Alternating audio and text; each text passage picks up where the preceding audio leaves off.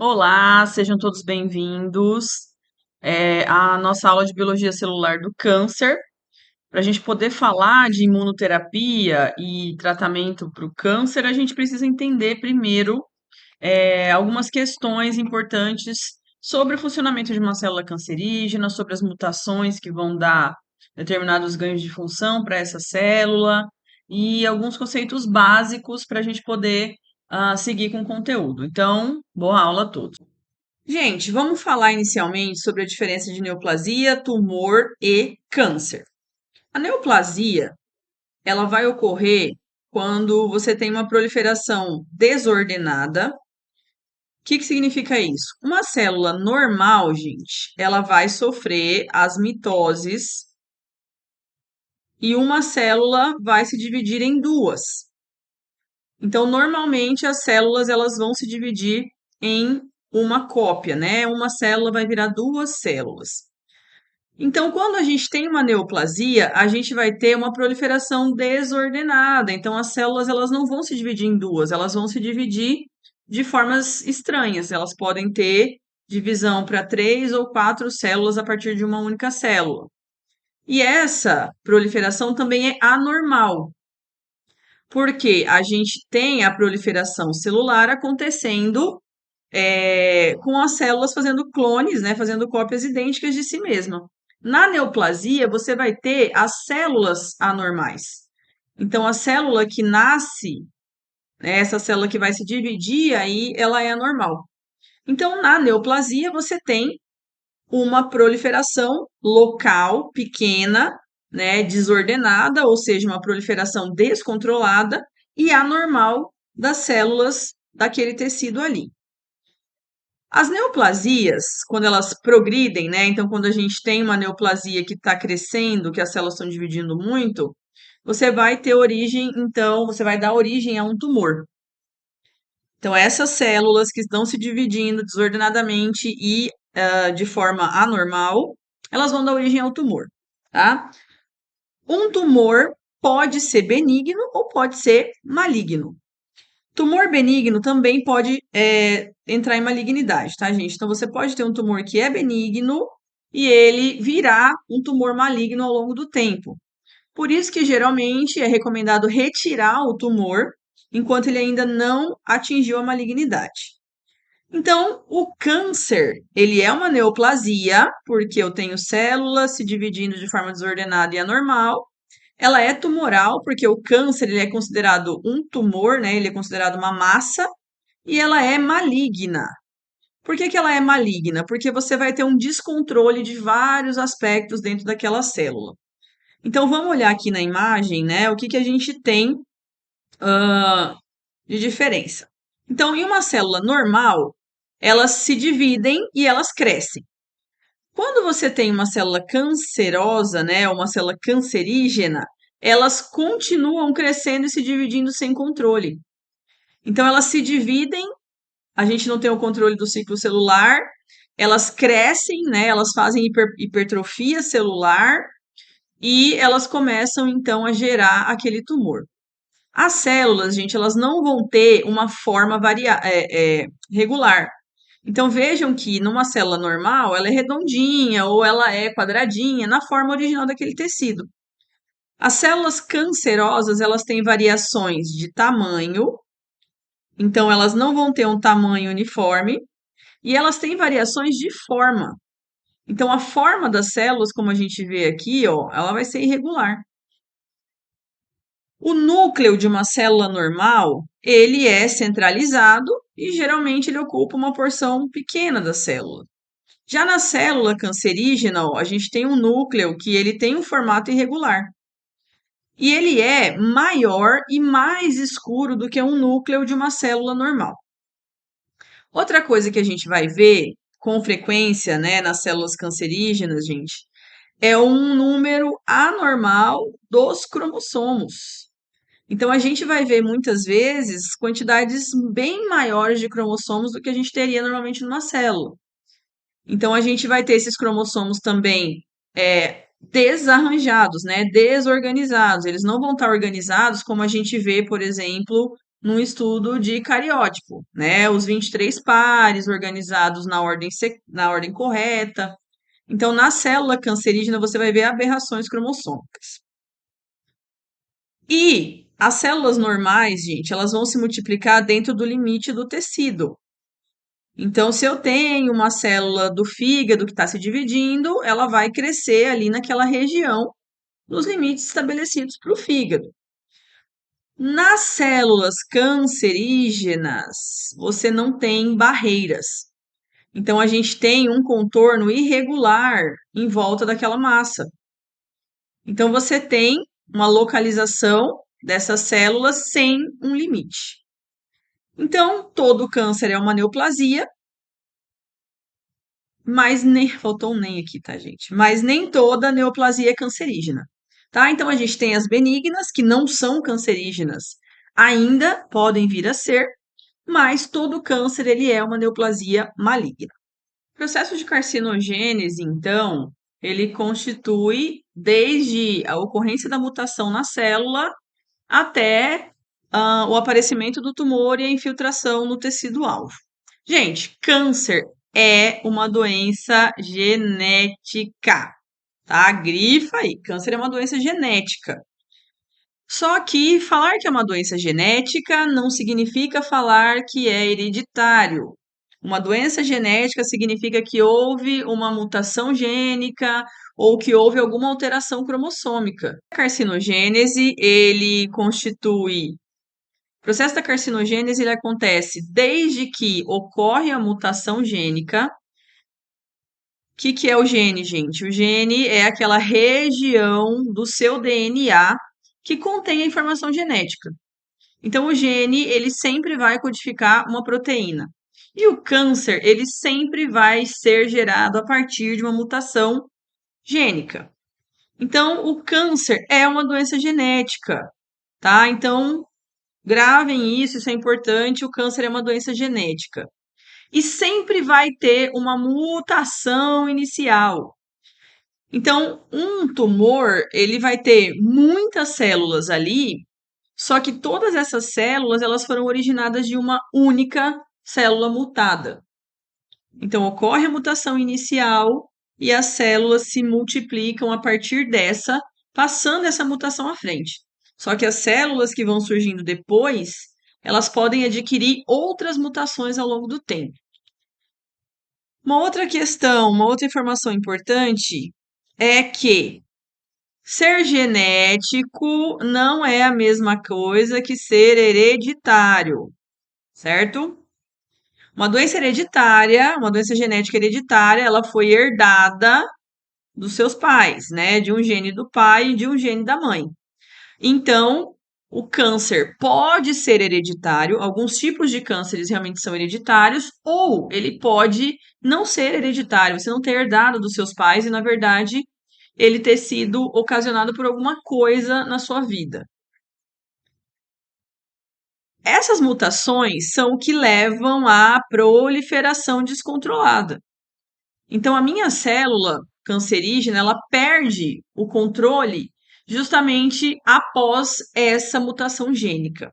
Então, os tumores malignos, quando eles começam a se proliferar descontroladamente, eles vão invadir os tecidos saudáveis que estão próximos daquele foco. Então, ocorreu a mutação naquela uma célula, ela começou a se dividir e ele vai acabar, então, invadindo os tecidos saudáveis, causando perda de função ali daquele tecido. Mutações carcinogênicas vão ocorrer em genes específicos. Então, apesar da gente ter muitos tipos de cânceres, os genes que são mutados, eles têm geralmente um padrão. Então, você tem gene de ciclo celular, você tem gene de matriz extracelular, você tem gene de metabolismo da célula. Então, os alvos geralmente eles são os mesmos. Esse câncer, quando ele infiltra esses tecidos, ele pode originar posteriormente as células metastáticas, tá? O que é célula metastática? São células que vão ganhar circulação tanto sanguínea quanto linfática, e ele vai, dessa maneira, se espalhar por outros tecidos, causando tumores secundários.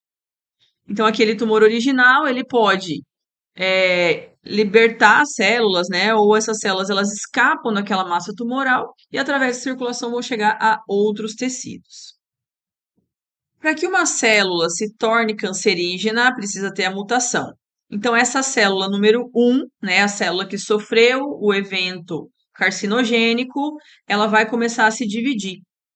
E à medida que ela vai se dividindo, essa massa tumoral vai aumentando e o tecido vai sendo infiltrado. Dessa forma, a gente vai ter o acometimento do órgão. Quando a célula é normal, ela faz cópias dela mesma numa velocidade normal e essas células vão dar origem ao tecido do órgão. Então, a gente tem uma mutação, essas células se multiplicam de forma descontrolada e vai afetar o funcionamento desse órgão. A maioria das mutações que são danosas ao DNA, elas são induzidas pela exposição a agentes mutagênicos, né? Como agentes químicos, radiação, metais pesados, mas essas mutações também podem ocorrer espontaneamente como parte do envelhecimento. Quando a gente vai envelhecendo, aumentam as chances da gente ter mutação gênica. Além disso, né, a gente tem a questão de que os cânceres, geralmente, eles também vão mostrar alterações epigenéticas. A gente vai falar sobre isso, mas alterações epigenéticas, elas não vão alterar a sequência de bases no gene, mas elas vão alterar moléculas associadas ao gene. Então, por exemplo, a gente pode ter metilação do DNA, adiciona grupos de carbono ao DNA, ou alteração nas histonas, que são proteínas onde o cromossomo está enrolado, né, onde o DNA está enrolado. E essas mutações, por sua vez, elas se originam de mutações em genes que regulam esse processo. Então, tanto as alterações genéticas quanto epigenéticas, elas vão alterar a expressão ou a função desses genes que são essenciais e que vão regular os processos celulares fundamentais, como crescimento, sobrevivência e a senescência e envelhecimento da célula. Um dos motivos pelos quais as células cancerígenas são tão resistentes e tão difíceis de serem combatidas é porque elas respondem, né, elas atuam dentro do conceito de seleção darwiniana. Então, dentro do contexto do câncer, a seleção darwiniana ela é um conceito fascinante que vai explicar como é que as células evoluem e se adaptam ao longo do tempo. Então, assim como na teoria da seleção natural, né, que só os mais fortes sobrevivem, as células cancerígenas elas passam por todo um processo de maturação e de seleção. Então, naquelas divisões celulares muitas vezes descontroladas, ali no meio tem células que vão morrer e ali no meio tem células que vão continuar vivas. E dessas que vão continuando vivas, você vai ter as células mais resistentes. Então, as variantes mais adaptadas, né, as células com as mutações mais adequadas, digamos assim, à sobrevivência, são aquelas que vão permanecer. Então, dentro do câncer, isso significa que as células elas vão adquirindo mutações, então as mutações vão sendo adquiridas no núcleo, né, no material genético dessas células, e algumas mutações dessas podem ser vantajosas. Então, por exemplo, resistência à quimioterapia, ou essa capacidade de invadir os tecidos periféricos, de não ficar só localizado ali no tumor. Então, as células que apresentam essas características, elas têm mais chance de sobreviver e de multiplicar. E por isso também é que a gente vê, né, em muitos pacientes, um tumor que regride, né, com o tratamento, mas depois ele volta. Porque aquelas células que restaram ali, que eram resistentes, que eram refratárias ao tratamento, elas vão se multiplicar e vão voltar. Né? Então, por isso que muitas vezes a gente tem a volta, né, a recidiva do câncer. Bom, isso faz com que, então, a progressão do tumor e a dificuldade de tratar esse tumor sejam piorados, né? Então, as células mais resistentes são aquelas que acabam predominando. Bom, aqui a gente tem uma tabelinha, né, comparando alguns aspectos de células saudáveis e de células cancerígenas. Então, por exemplo, em relação à forma, né, em relação à forma da célula. Numa célula saudável, você tem um formato regular. E esse formato, ele sempre é referente ao tecido, né? Como são as células daquele tecido. Então, ela é uma célula que tem limites bem estabelecidos ali dentro do seu citoplasma. Já uma célula cancerígena, ela tem um citoplasma irregular. Então, ele não é redondo, nem é quadradinho, nem é em forma de tijolinho. Ele é irregular no sentido de ter várias pontas, né? Ele tem vários prolongamentos, assim, da membrana. Então, é uma forma já irregular. O núcleo, né? O núcleo de uma célula saudável, ele é proporcional àquela célula. Então, ele tem um tamanho relativo à célula normal como um todo. Já na célula cancerígena, o núcleo geralmente ele vai ocupar boa parte da célula, então ele é um núcleo grande e ele é escuro. Ele tem uma cromatina mais fechada do que uma célula normal. Em relação ao crescimento, e quando a gente fala de crescimento, a gente está falando de divisão celular, de mitose, numa célula saudável, essa divisão ela é controlada. Controlada pelo quê? Por fatores de crescimento liberados pelo próprio organismo e pela vizinhança.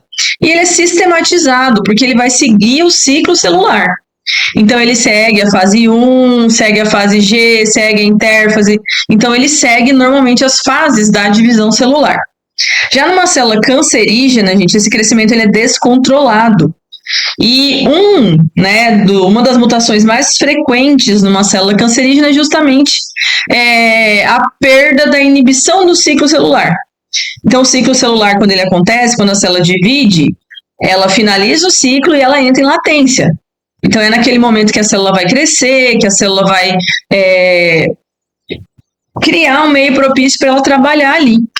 Então, esse crescimento sistematizado, ele vai acontecer nas células normais. Agora, na célula cancerígena, você não tem isso. Você tem uma perda do controle do ciclo celular. E você tem também, muitas vezes, um bloqueio da apoptose. Então, essa célula também ela não vai morrer. Uma célula saudável morre por apoptose, né? A célula entra em morte celular programada quando alguns dos seus componentes ali não funcionam mais. Então, essa célula ela precisa se matar, digamos assim, né? Ela precisa entrar nesse processo da apoptose. A célula cancerígena, gente, ela é imortal, tá? Ela não tem apoptose, ela não sofre apoptose, ela não entra em senescência, ela é uma célula que vai permanecer se dividindo constantemente sem que ela envelheça.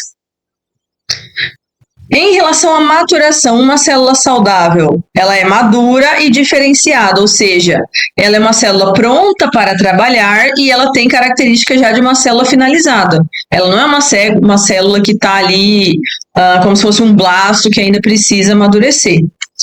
A célula cancerígena, ela é imatura, tá? Então, ela tem muitas características de células imaturas, de células jovens, e ela é indiferenciada. Tá? Você não tem diferenciação dessa célula. Ela não é mais uma célula igual seria uma célula saudável daquele órgão. Em relação à comunicação, uma célula saudável se comunica com as suas vizinhas, né? Seja pelo meio intercelular ali, por aquele líquido que fica fora das células, seja através de desmossomos, né, gap junctions, que são estruturas que unem as células ali. Então, uma célula madura, ela se comunica com a vizinhança. Agora, a célula cancerígena não. Ela é uma célula que, geralmente, ela tem mecanismos para inibir a resposta a fatores de crescimento ou a estímulos da vizinhança. Então, ela não costuma se comunicar, ela não costuma receber sinais que vêm pelo ambiente onde ela está. Em relação à visibilidade, gente, as nossas células saudáveis, elas são reconhecidas pelo sistema imune. SI aqui é sistema imune, tá? Então, o que significa isso? Os meus macrófagos, os meus linfócitos, eles reconhecem as minhas células normais. Então, eles olham, vê ali aquele conjunto, né, de MHC para fora da célula, aqueles complexos de histocompatibilidade, e eles reconhecem a célula como própria. Agora, a célula cancerígena, gente, ela não deixa nada para fora da membrana. Então, a hora que uma célula de defesa passa ali perto dela, ela não é vista. Ela está invisível ali. Porque se ela não tem antígeno de superfície, não tem como o sistema de defesa reconhecê-la. Outra questão importantíssima em relação a uma célula cancerígena é a angiogênese. A angiogênese é a criação de novos vasos.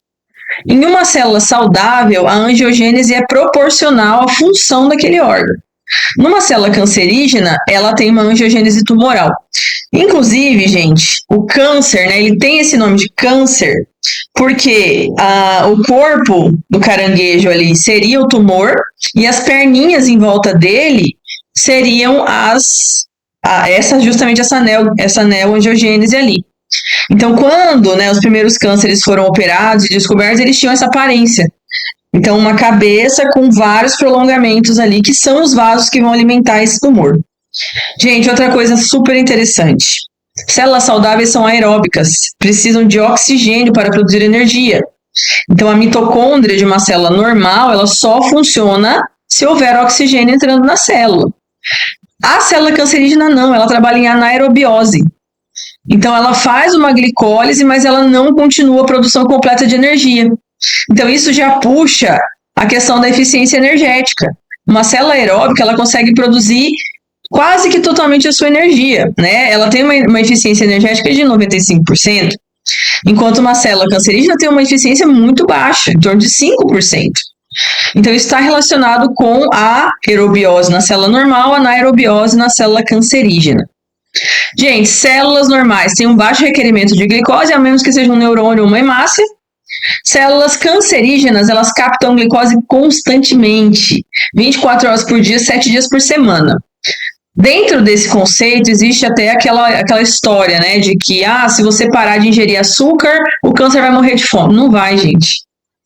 Acabamos de falar da seleção darwiniana aqui. Se o câncer não consegue se alimentar de glicose, ele troca o metabolismo dele e ele vai se alimentar de algum outro nutriente. Nutriente preferido das células saudáveis. Você tem os lipídios, né, os ácidos graxos, principalmente, a glicose e os corpos cetônicos. Então, em situações de jejum, ela se alimenta de cetona, no estado alimentado de glicose, e jejum muito prolongado, ela se alimenta de ácido graxo do tecido adiposo. Então, ela se alimenta do que vier, digamos assim. A célula cancerígena, não, ela só vive de glicose. E em relação ao pH do ambiente, ou seja, do meio intercelular, as células saudáveis geralmente elas estão em meio alcalino, né, que é um pH semelhante ao do sangue, já que são meios que estão conectados ali. O meio ambiente das células cancerígenas, o meio ambiente do tumor, ele é ácido.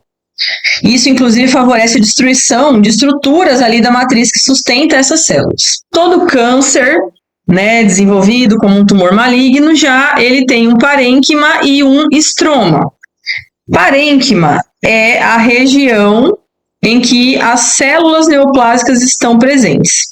Então, é basicamente a massa tumoral. O estroma é o que determina principalmente o comportamento biológico do câncer e é a partir desse estroma que o nome da neoplasia é dada.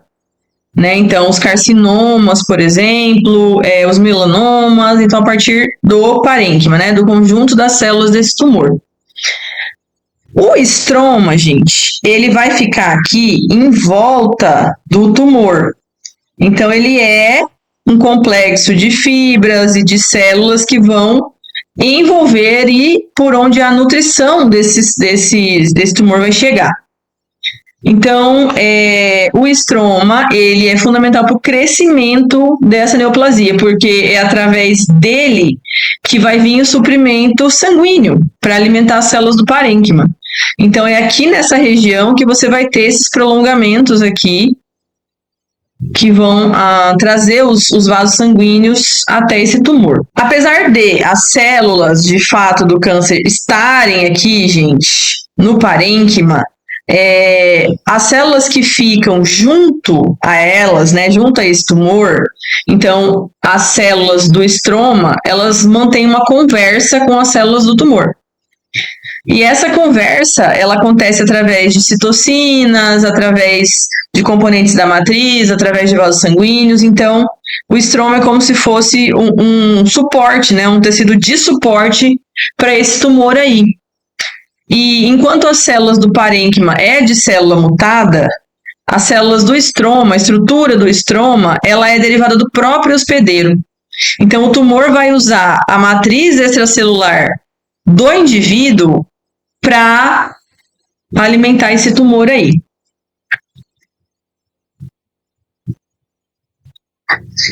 Os componentes, né, da matriz extracelular são os proteoglicanos, né, os açúcares complexos aí, o colágeno, o ácido hialurônico e a laminina.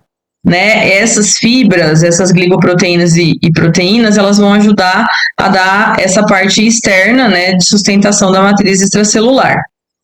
Além disso, a gente vai ter fibroblastos associados ao câncer. Fibroblastos são as células produtoras de colágeno. E a gente tem células mesenquimais no estroma. Além disso, o próprio estroma vai liberar uma série de fatores secretórios, né, de proteínas de sinalização. A gente vai ter muitos vasos associados a esse tumor vindo através do estroma. E a gente vai ter um crosstalk importante com o sistema imune. Então, o tumor se comunica com o sistema imune, inibindo as células que poderiam produzir anticorpos contra ele e estimulando células que podem ajudá-lo a se disfarçar, digamos assim. Então, aqui a gente tem, por exemplo, o linfócito natural killer, célula dendrítica, linfócito T regulador, macrófagos associados ao tumor, neutrófilos associados ao tumor.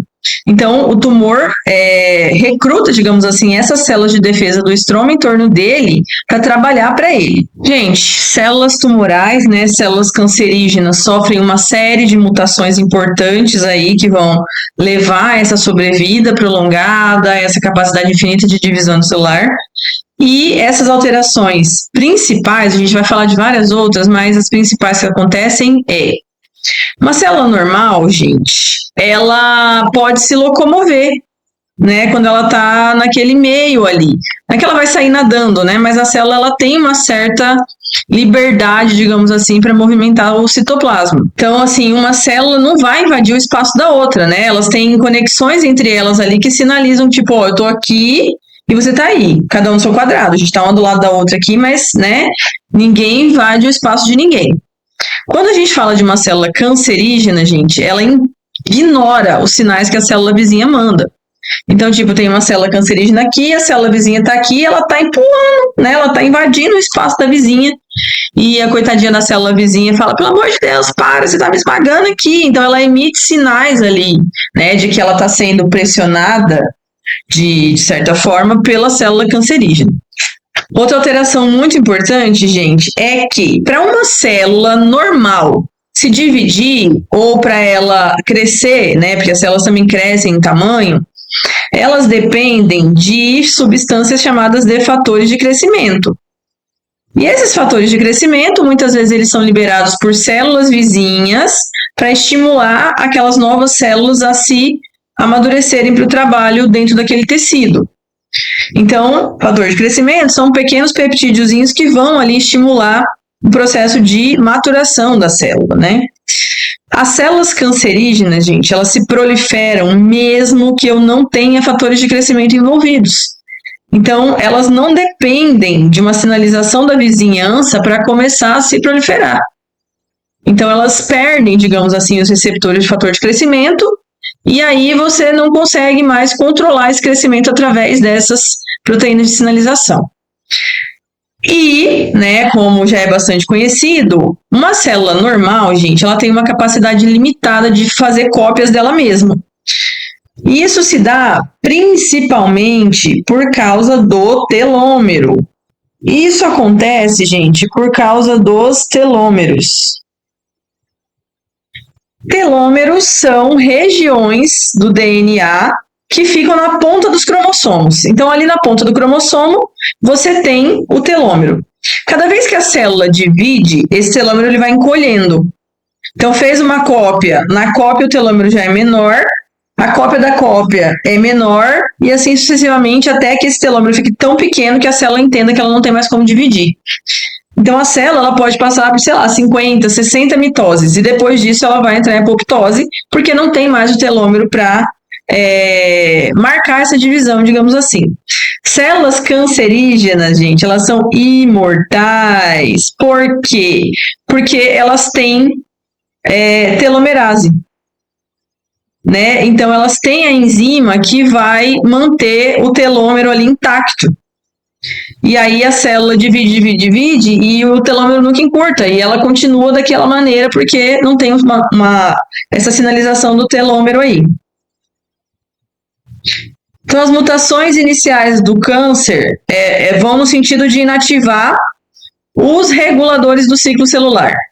Então, tipo, a primeira coisa que a gente vai fazer com essa célula mutada é impedir que o ciclo celular aconteça, ou manter o ciclo celular ativo nas fases só de divisão. A célula não entra em latência para crescer.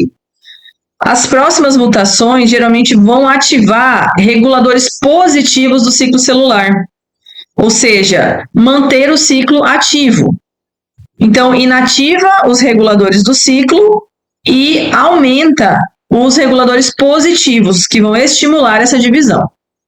A terceira mutação geralmente vai inativar fatores de estabilidade do genoma, né, como as histonas, por exemplo. E essas três mutações, elas podem se seguir com mutações adicionais que vão acumular rapidamente.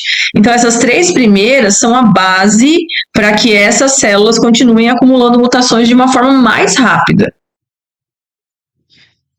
Bom, então, diante disso, a gente vai comentar agora sobre mudanças celulares que são fundamentais para essa estabilidade, para essa capacidade que a célula cancerígena tem de sobreviver aos sinais e mecanismos que são normais de uma célula. Bom, uma mudança que acontece é a invasão e a metástase. Então, as células cancerígenas, elas têm capacidade de invadir tecidos vizinhos e de realizar metástase, liberando células na corrente sanguínea, que vão acabar se infiltrando e provavelmente construindo tumor em uma outra região do corpo. As células cancerígenas, elas são células inflamadas, então elas são produtoras de uma grande quantidade de citocina. Elas têm uma capacidade de replicação infinita, né, um potencial ilimitado de replicação. Então, as células cancerígenas, a gente diz que elas são imortais. A gente tem a capacidade de indução da angiogênese, né? As células cancerígenas, elas acabam por liberar fatores ali de atração, né, fatores de crescimento relacionados à formação de novos vasos. Ela consegue, dessa forma, aumentar a vascularização desse tumor para que chegue mais nutriente para a célula. Ela também consegue manter ativo o sinal de proliferação celular. Nas células normais, a gente tem o ciclo celular, em que cada uma das fases a célula vai entrar em um tipo de atividade, mas as células normalmente elas vão entrar em latência depois que o ciclo foi finalizado, digamos assim. A célula cancerígena não. Então ela mantém ativos os sinais de proliferação, nunca entrando na latência celular. Outra característica do câncer é a evasão do sistema imune. Nosso sistema imunológico, ele reconhece tudo que não é próprio e ataca, e as células cancerígenas, elas desenvolvem mecanismos para fugir dessa ativação do sistema imune. Então, elas conseguem evadir, né, do sistema imunológico. Outra coisa muito importante é que a célula cancerígena ela tem um metabolismo completamente diferente, né? Então, existe uma alteração no metabolismo dessa célula. Ela não vai se alimentar normalmente como outras células. Elas têm resistência à morte celular. Então, a gente tem uma evasão da apoptose dessas células, porque uma célula ela vai viver ali normalmente e quando ocorre algum dano estrutural nela, ela entra em apoptose. A célula cancerígena nunca entra.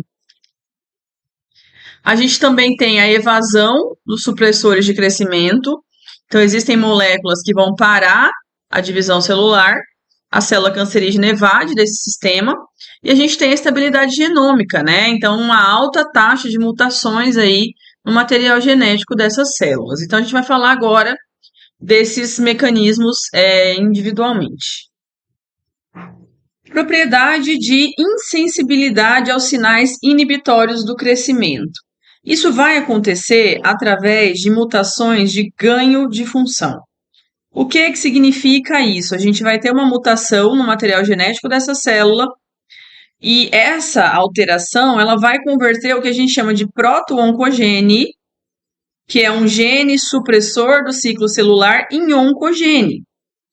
Esses oncogenes eles vão codificar as oncoproteínas.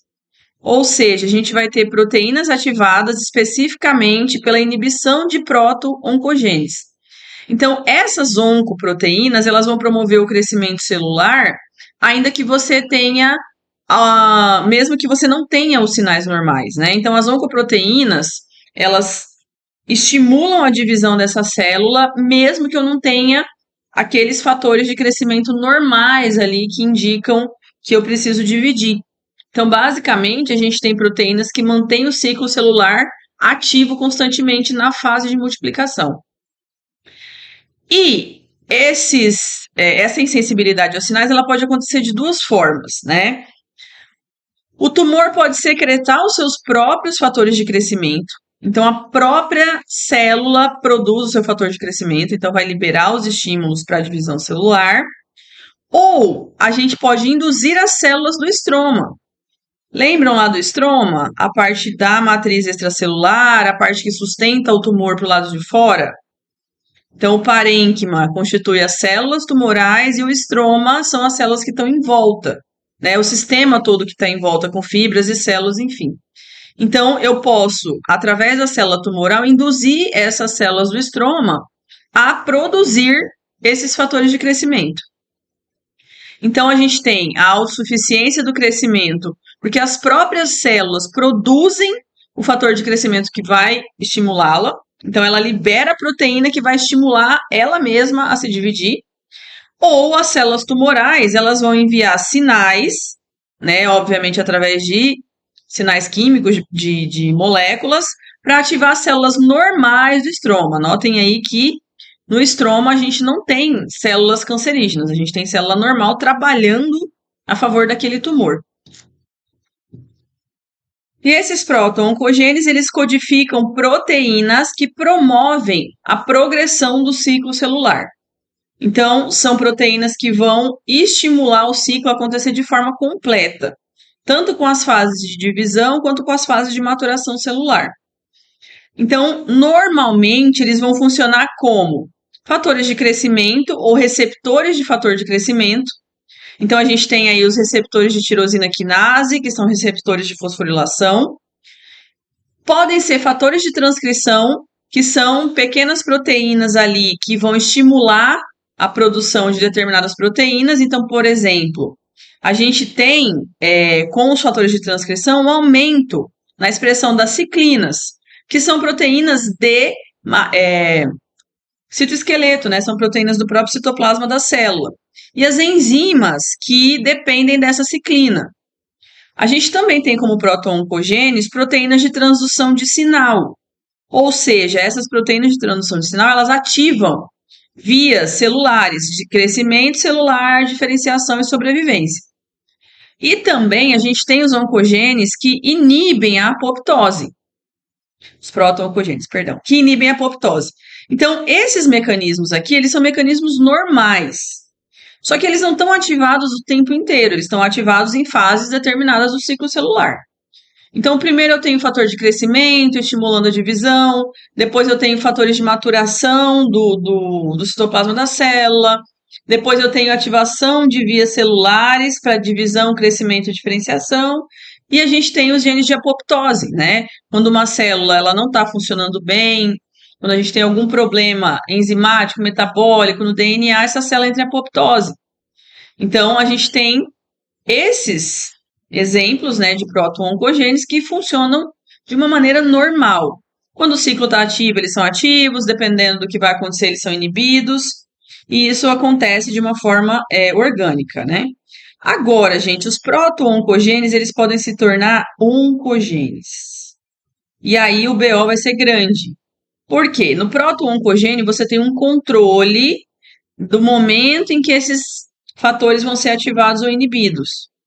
O oncogene, ele é um proto-oncogene que foi mutado ou que está superexpressando, ou seja, que está muito ativo, que está ativo de uma forma descontrolada.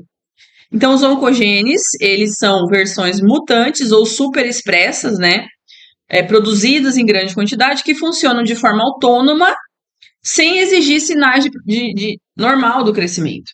Então, no oncogene, todos esses sistemas aqui estão ativados ao mesmo tempo, e você não consegue controlar ele como normalmente aconteceria. Então, eu não consigo parar, basicamente, o ciclo celular. E ele fica ativo justamente nas fases de divisão celular intensa. Então, os controles que a gente tem normalmente, que são os proto-oncogenes, na célula tumoral, eles são convertidos em oncogenes, versões mutadas ou que vão produzir uma grande quantidade desses fatores aqui. O que causa, então, a perda do controle das citocinas, né, dos fatores de crescimento normais daquela célula, daquele tecido. O efeito Warburg, ele é um efeito que acontece uma alteração metabólica no metabolismo celular do câncer. Então, o efeito Warburg, ele é uma alteração do metabolismo celular da célula cancerígena. Então, enquanto numa célula normal, gente, a glicose, né, entra na célula através do transportador dela do GLUT, dentro da célula a glicose, ela vai passar pela glicólise. A glicólise é a via que converte a glicose em piruvato. E o piruvato, ele vai para a mitocôndria se a gente tem oxigênio. Então, na presença de oxigênio, o piruvato vai para a mitocôndria, entra na cadeia, no ciclo de Krebs, entra na cadeia respiratória para produzir ATP. Então, em uma célula normal, a glicose ela vai fornecer em torno de 38 ATPs. Então, é a energia que eu vou ter quando eu consumo 1 mol de glicose. Sem oxigênio, então, de forma anaeróbia, o piruvato ele é convertido em lactato. E esse lactato, ele vai, então, ficar dentro da célula, né? Ele é reaproveitado pela própria célula. Na via anaeróbica, você só vai produzir 2 mols de ATP por glicose. Então, 2 moléculas de ATP por molécula de glicose. Então, na via aeróbica, a gente gera 38, na via anaeróbica, a gente gera 2. Lá no começo da aula, eu falei para vocês que a célula cancerígena ela tem uma eficiência energética muito baixa. E por que acontece isso? Justamente porque as células de tumores elas vivem no meio de hipóxia, né? Elas não recebem oxigênio suficiente. Então, o metabolismo da célula cancerígena, né, da célula tumoral, ele é anaeróbio. E como ele é anaeróbio, você vai ter um favorecimento da glicólise ao invés de ir para a mitocôndria fazer a fosforilação oxidativa e a cadeia transportadora de elétrons. Então, na minha célula tumoral, você não tem o metabolismo aeróbico aqui. Então, essa parte de mitocôndria, do piruvato sendo degradado até gás carbônico e água, essa parte ela não acontece na célula tumoral. A gente só vai ter o efeito da glicólise anaeróbia do lactato. E por que que o tumor faz isso? Porque o lactato, vejam que aqui na célula normal, o lactato ele pode voltar a ser piruvato, se for necessário. Agora, aqui no tumor, na célula tumoral, ela pega a glicose, transforma em piruvato pela glicólise e ela vai seguir a produção de lactato, principalmente pela conversão dele. E o que ela faz? Ela pega esse lactato e ela joga para fora da célula.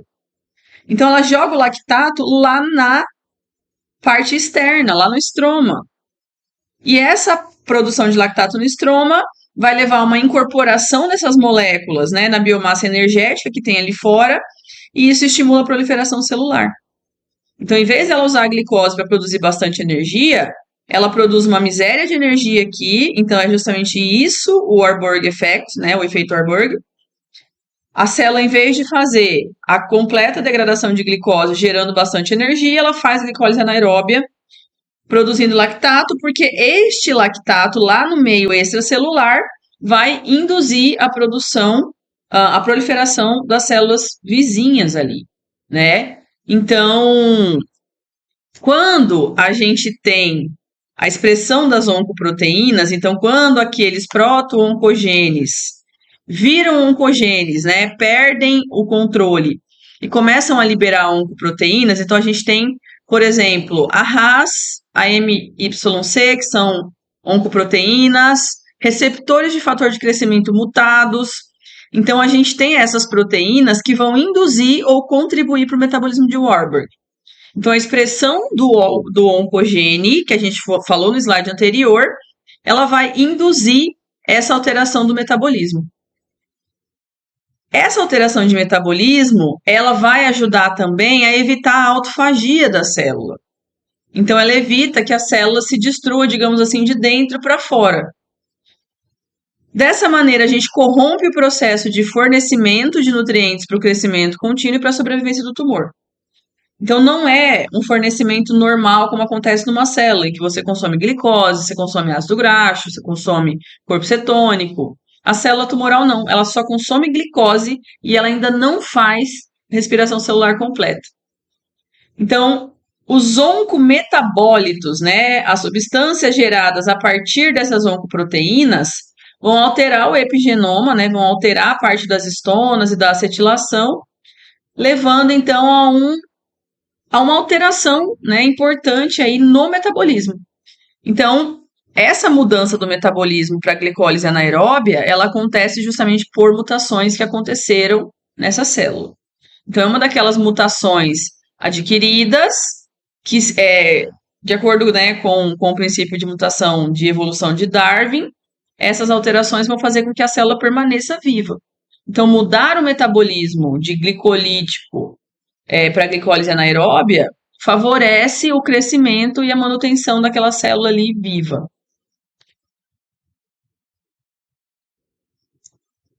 O próximo mecanismo é a evasão da apoptose. Apoptose, morte celular programada. Ela pode acontecer de dentro para fora, né? Quando a célula tem algum problema ali dentro e ela entra em apoptose porque ela não pode mais viver daquele jeito, ou por fatores externos, né? Que vão abrir poros na membrana da célula, fazendo com que ela entre no processo de apoptose. No câncer, a gente vai ter as mutações na via intrínseca mitocondrial da apoptose. Então, é uma via que vai estimular a morte celular de dentro para fora. Então, a gente tem como via intrínseca, significa que é dentro da célula. E a mitocôndria, ela começa a liberar uma série de substâncias que vão inativando o metabolismo celular e, por fim, vai romper as membranas, fazendo com que essa célula morra, né? É uma morte celular, então, programada. Ela vai acontecer de forma contida, né? A célula não vai simplesmente explodir nesse processo. Ele é a extremidade do seu cromossomo. Então, em cada braço do cromossomo, você tem um telômero. Esse telômero, à medida que a célula se divide, então, quando ela entra na primeira divisão celular, o telômero vai diminuindo de tamanho. Então, quanto mais ela divide, menor vai ficando esse telômero, até chegar em um tamanho que eu não permito mais a divisão. Então, se eu não consigo mais dividir, a célula entra em senescência e ela morre sem deixar descendentes mais. Então, em uma célula normal, a gente não tem a telomerase. Telomerase é a enzima que repõe o telômero. Então, uma célula ok, né, funcionando normalmente, você não tem a enzima que repõe. Então, cada vez que a célula divide, a gente tem um encurtamento do telômero, então eles são encurtados cada vez que a célula divide. Dessa forma, vai chegar a um momento em que eu não consigo dividir mais. Então, isso vai limitar a quantidade de divisões que uma célula normal vai fazer. Quando a gente tem esse processo aqui do encurtamento do telômero, então quando ele fica muito curtinho, a célula entra numa crise mitótica, porque ela não vai conseguir dividir mais. Então, o que acontece nessa crise? As vias de reparo do DNA, né, aqueles processos que a célula faz para conferir se o DNA está certinho, ele falha. Então, eu não consigo mais reparar o meu DNA porque o telômero encurtou. Dessa maneira, se eu não reparo o DNA, a gente tem uma instabilidade do cromossomo. Então, o cromossomo fica instável. E aí ele não divide mais, porque eu dependo do cromossomo para dividir, né, minha gente? Então, nessa estabilidade cromossômica, a gente leva então a crise mitótica e a célula não divide mais. Na célula tumoral, gente, a célula tem a telomerase, então ela possui a enzima de reposição do telômero. Então, na célula tumoral, na célula cancerígena, os telômeros são repostos, né? Eles são refeitos, porque eu tenho a enzima que faz isso. E se o meu telômero ele é refeito, eu não tenho a crise mitótica, né? Então eu não tenho problemas em dividir a célula novamente. Então ela é imortal porque eu não tenho mecanismo de regulação da divisão pelo telômero. Então, célula cancerígena tem telomerase e essa telomerase repõe essas pontas, mantendo então a divisão celular constante aí. Outro fator importantíssimo que temos e que é o principal fator relacionado às metástases é uma angiogênese sustentada. Gente, angiogênese, formação de vasos. Quando você tem um tumor, seu tumor tá lá, ele é pequeno, né? Ele ainda não invadiu os tecidos, ele ainda tá ali tímido, digamos assim. Esse tumor, ele começa a secretar fator de transcrição chamado de VEGF, que é o fator vascular, fator de crescimento vascular. Então, o tumor libera o VEGF aumenta a quantidade de vasos sanguíneos nesse tumor. Então, ele vai crescendo em irrigação. E quanto mais ele está irrigado aqui, mais ele vai receber estímulos e nutrientes para crescer. Então, para um tumor crescer, ele tem que ter vascularização. Até nas biópsias que se faz, né, dos cânceres, a vascularização é super importante como informação. Porque um tumor muito vascularizado, ele tem uma grande chance de ter metástase. Essa angiogênese, gente, ela é controlada pelo equilíbrio entre fatores angiogênicos, né? Então, substâncias que estimulam a angiogênese e fatores que controlam a angiogênese. Então, a gente tem uma angiogênese aumentada e o bloqueio inibido. Então, eu não consigo nem bloquear a angiogênese e ela se mantém ativa. Essa atividade ela é mantida tanto pela célula tumoral, que libera o VEGF, quanto por células do estroma, que são células normais que também liberam VEGF. E o que leva, gente, a esse aumento na angiogênese é a hipóxia. Quando você tem hipóxia em um tecido, ou seja, quando não chega oxigênio nesse tecido, a angiogênese vai começar. Porque se não está chegando oxigênio, eu aumento a quantidade de vasos para justamente receber mais oxigênio. Então, essa hipóxia que eu tenho no tumor, ela desencadeia a angiogênese através de ações de uma família de proteínas chamadas RIF1. Então, são proteínas de choque que são ativadas na hipóxia. A RIF1, ela transcreve o VEGF, então ela estimula a produção do VEGF, que é um fator pró-angiogênico. Então, a gente tem hipóxia, ativação de RIF1 e transcrição do VEGF.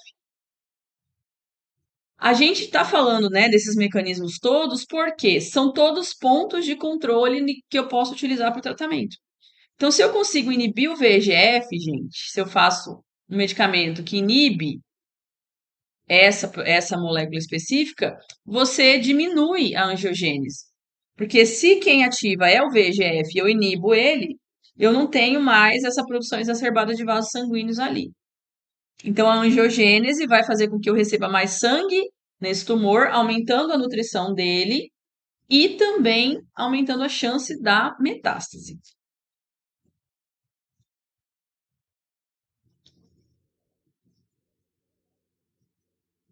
Falando então, né, sobre invasão e metástase a gente comentou no começo da aula, que é a ocorrência de um tumor em locais distantes da onde o tumor original está presente.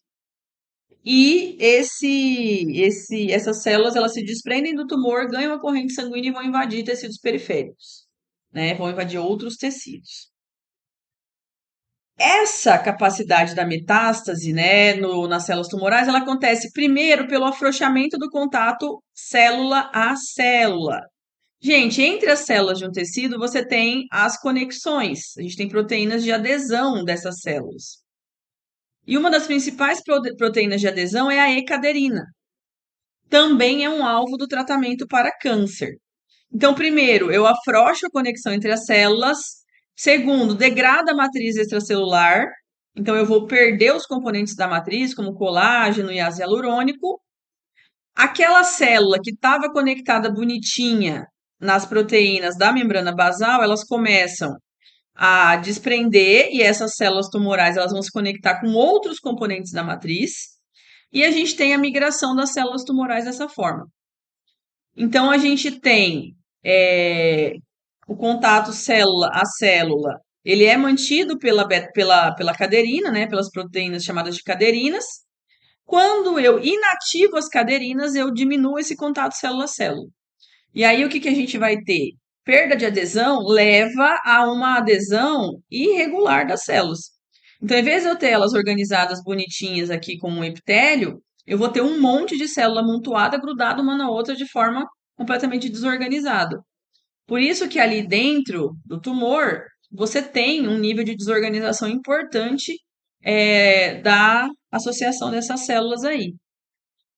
Então, a gente tem a diminuição do contato pela redução da atividade da beta-caderina, a degradação da matriz, né, a degradação da parte externa ali daquele tecido normal, acontece porque o tumor libera enzimas proteolíticas, ou seja, o próprio tumor libera enzimas que vão degradar essa matriz extracelular. Essas enzimas, elas podem ser as metaloproteinases, destruidoras de colágeno, ou as catepsinas, que são indutoras de degradação lisossomal ali da própria célula. O local da metástase de vários tumores pode ser previsto pela localização do tumor primário.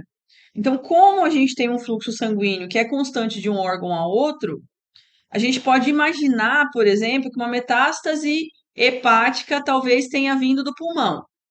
Uma metástase intestinal pode ter vindo do fígado. Então, conhecendo o local do tumor original, eu consigo prever, muito chucramente falando, o local em que as metástases podem aparecer. Alguns tumores, eles mostram tropismo, né? Eles mostram atração por órgãos por meio de receptor de quimiocina. Então, ele pode ir para determinados órgãos por causa dos receptores que eu tenho lá naquele local. Então, quando você tem a identificação da célula tumoral com esses receptores lá na periferia, lá onde vai se estabelecer a metástase, a gente vai ter, então, a aderência dessas células. Então, elas começam a grudar lá no tecido distante por conta dessa expressão de receptor de citocina. E por último, e não menos importante, as nossas células tumorais, gente, elas conseguem escapar da vigilância do sistema imune. Nosso sistema imunológico, ele tem várias maneiras, vários mecanismos para checar se uma célula é própria ou não própria.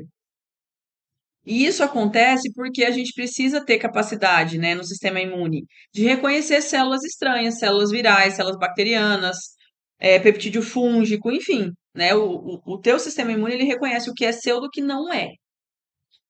E a célula tumoral, né, gente, como a gente já falou muita coisa sobre ela hoje, a célula tumoral não é uma célula normal. E o nosso sistema imune, ele reconhece que aquela célula é estranha. Então, quando a gente tem uma célula tumoral, ela vai ter antígenos de superfície. Ou seja, eu tenho marcadores de superfície que vão mostrar para o sistema imune que aquela célula não é sua, que ela é uma célula estranha.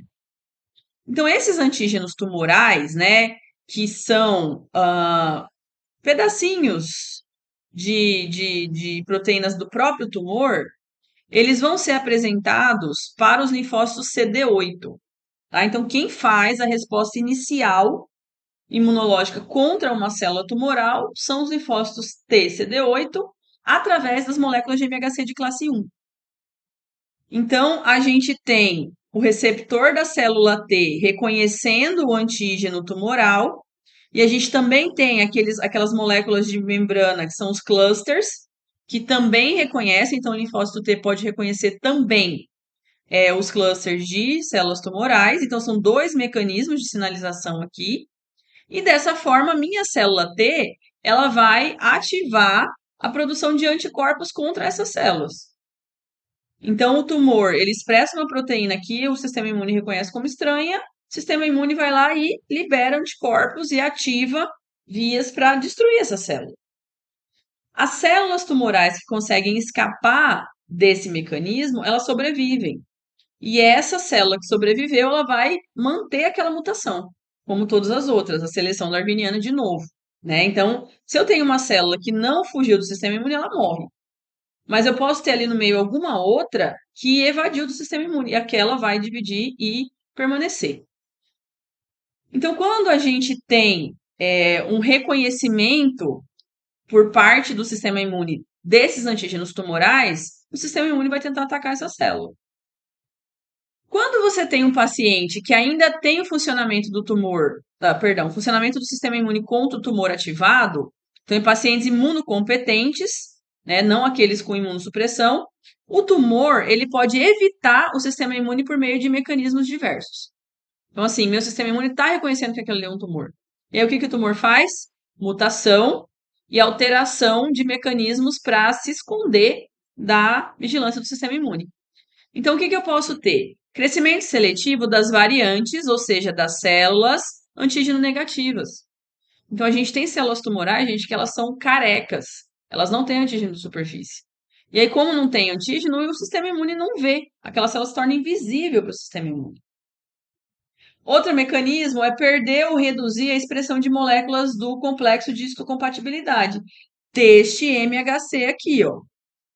Então, se a célula ela para de expressar as moléculas de MHC, eu não tenho como mostrar que eu tenho um antígeno aqui dentro. Então, eu escondo o meu MHC, eu não produzo o MHC e o sistema imune não tem aonde ligar o seu receptor de reconhecimento. Ou você pode ter também essa imunossupressão mediada por fatores de crescimento. Então, o tumor ele produz substâncias, como por exemplo o TGF-beta e os ligandes PD-1, pelas células tumorais. A célula libera isso e o sistema imune fica inibido. Então, você inibe o linfócito, né? Você faz uma imunossupressão no linfócito por proteínas que o próprio tumor libera. Então, assim, pode acontecer tudo ao mesmo tempo, você pode ter a alteração só de um ou outro, e dessa forma a gente precisa avaliar esses mecanismos para eu conseguir, por exemplo, trabalhar com anticorpos para matar a célula cancerígena. Porque assim, gente, se a gente tivesse um anticorpo que matasse ela, a quimioterapia não teria tanto efeito colateral. Porque o anticorpo é uma molécula extremamente específica, né? Então eu não teria esse problema. Então, anticorpos que superem esses mecanismos de evasão do sistema imune, eles estão sendo aprovados agora para o tratamento do câncer. Então, na nossa próxima aula, a gente vai falar sobre os imunobiológicos e como eles vão ajudar a diminuir esses hallmarks, né, essas características aí que o câncer tem de manter-se vivo, dividir descontroladamente, altera metabolismo, cresce de forma descontrolada. Então, esses mecanismos que tornam a célula tumoral muito ativa, muito invasiva, cheia de vaso e fugindo do sistema imune. Bom, esse era o nosso conteúdo. A gente se vê na próxima aula falando sobre os imunobiológicos para o tratamento do câncer.